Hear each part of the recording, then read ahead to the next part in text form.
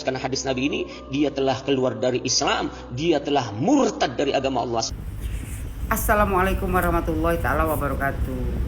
Kali ini kita mau mengcounter satu video dari Ustadz HTI, ya, yang begitu gampang mengkafirkan orang, bahkan membilang kita ini murtad karena membela orang yang punya ijazah palsu. Kata Ustadz ini, ya, dibilang dia udah tahu salah kok dibela, udah tahu ijazahnya ijazah palsu, tidak bisa membuktikan keasliannya kok dibela. Kata dia, siapapun yang membelanya padahal dia tahu bahwa itu adalah orang yang tidak benar, maka kalau kita berlandaskan hadis Nabi, ya, dia keluar dari Islam. Dia telah murtad dari agama Allah Subhanahu wa ta'ala. Pertanyaannya Pak Ustadz, sejak kapan, ya, hadis Nabi yang menyatakan kalau orang yang membela orang yang sudah difitnah ijazahnya palsu itu keluar dari Islam, murtad, keluar dari ajaran Allah Subhanahu wa ta'ala? Pak Ustadz, kalau mau berceramah agama, ya, berceramah agamalah yang baik. Jangan suka memurtadkan orang, bilang orang keluar dari ajaran agama Allah Subhanahu wa ta'ala, keluar dari Islam. Inilah kalau HTI, ajarannya itu ajaran sesat. Jadi buat mak-mak di seluruh Indonesia, ya, kalau ada ustadz seperti ini yang suka memurtadkan orang, bilang orang itu murtad, keluar dari agama Islam, kalian tinggalkan ceramahnya. Kata dia, ya, kata ustadz ini, kata dia kalau kita lihat para pembela ijazah palsu ini, hadirin, ya, dia bilang ke jemaahnya, kita lihat mereka ngomongnya itu seperti ada beban. Gak terbalik kok Pak Ustadz. Bukannya kau itu yang ada beban, tukang fitnah. Itu saudara-saudara kau itu Pak Ustadz, ya, baik saudara-saudara kau, saudari-saudari kau yang FPI dan HTI itu, yang setiap hari berdemo mencaci maki, menghina, memfitnah, ya, pemimpin di negara Republik Indonesia ini yang memakai jilbab 6 meter. Apakah itu ajaran Islam yang baik? Ya? Apakah mereka hidupnya tenang, tidak ada beban? Kalau mereka hidupnya tenang, tidak ada beban, mereka akan duduk di dalam rumah. Karena muslimah yang baik tempatnya di dalam rumah, bukan di luar berteriak-teriak, ya, memfitnah pemimpin. Kata Ustadz ini lagi, ngomongnya itu seperti ada sesuatu, ya, yang menahan hati sanubarinya. Maksudnya yang bela ijazah palsu itu, kalau ngomong itu katanya seperti ada sesuatu yang menekan hati sanubarinya. Kenapa kata dia?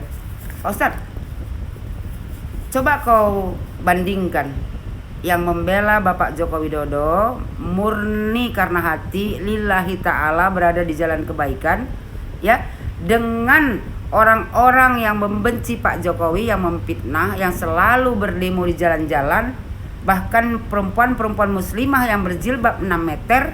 Apakah mereka punya ketenangan hati sanubari?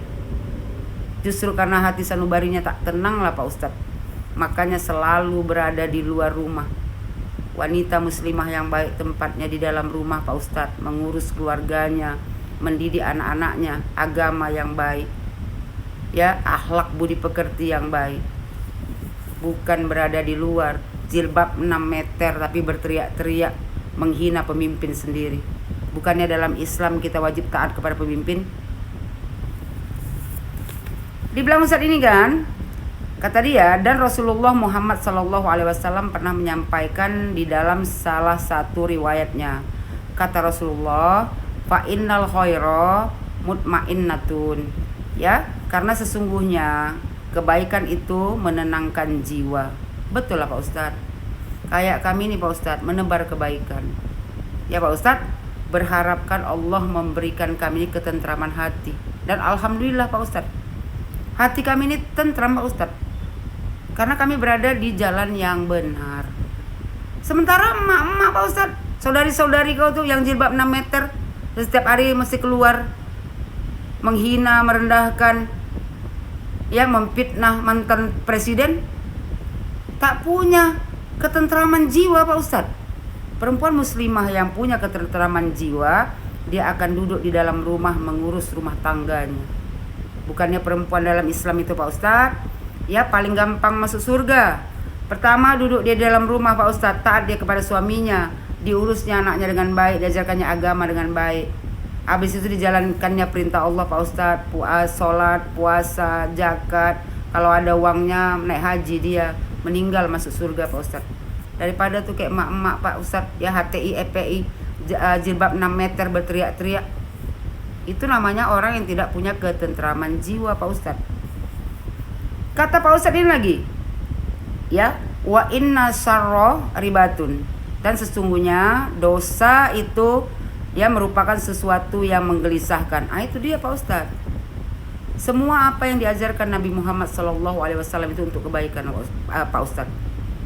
Ya, orang Pak Ustadz kalau hatinya sudah ikhlas, ya lillahi ta'ala, membela pemimpinnya karena dia tahu pemimpinnya orang yang jujur, itu Pak Ustadz hidupnya itu Pak Ustadz tanpa beban Pak Ustadz. Ya Pak Ustadz, hidupnya tak akan gelisah. Yang gelisah itu emak-emak yang jilbab 6 meter yang setiap hari mesti keluar berdemo. Itu menandakan Pak Ustadz, yang pembela Pak Jokowi yang kau bilang ijazah palsu, ya hidupnya lebih berbahagia daripada emak-emak pembenci Pak Jokowi tukang fitnah. Kata Pak Ustadz ini lagi ya kan, kata dia, maka jangan aneh apabila kita lihat para pembela orang yang menggunakan ijazah palsu untuk melanggengkan kekuasaannya. Para pembelanya dilihat dari cara bicaranya, seperti ada kegelisahan di dalam dirinya. Pak Ustadz ini ada aja. Mana ada kami gelisah yang membela Pak Jokowi, ya, yang memfitnah Pak Jokowi yang gelisah Pak Ustadz. Setiap hari harus keluar pakai kacamata hitam besar, ya kan, pakai topi, teriak-teriak di jalan. Itu Pak Ustadz menandakan bukan perempuan muslimah, merendahkan diri. Suruh untuk belajar ngaji, jangan sama ustadznya kau Pak Ustadz. Kau ini ya ajaran kau disesat Pak Ustadz. Biar ku ingatkan sama kau ya Pak Ustadz, ya fitnah itu Pak Ustadz dalam Islam itu lebih kejam daripada pembunuhan Pak Ustadz, ya kan. Cobalah kau dulu, ceklah dulu Pak Ustadz, ya Al-Quran surah Al-Baqarah sudah menjelaskan ayat 217. Fitnah itu dikaitkan dengan perbuatan syirik karena dapat membawa seseorang keluar dari jalan kebenaran sehingga lebih berbahaya dari pembunuhan. Habis itu Pak Ustadz, surah An-Nur ayat 4. Tidak hanya berdosa fitnah Pak Ustadz, tapi memiliki konsekuensi hukum yang jelas. Terus surat An-Nur ayat 19, ya.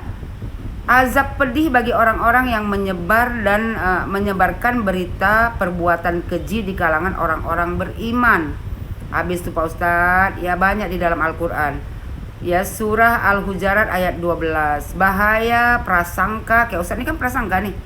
Prasangka dan mencari-cari kesalahan orang lain dan menggunjing Pak Ustadz, ya sama dengan memakan bangkai saudaranya sendiri. Ini masuk semua sama Pak Ustadz. Jadi ajaran Islam yang macam mana yang Pak Ustadz ajarkan?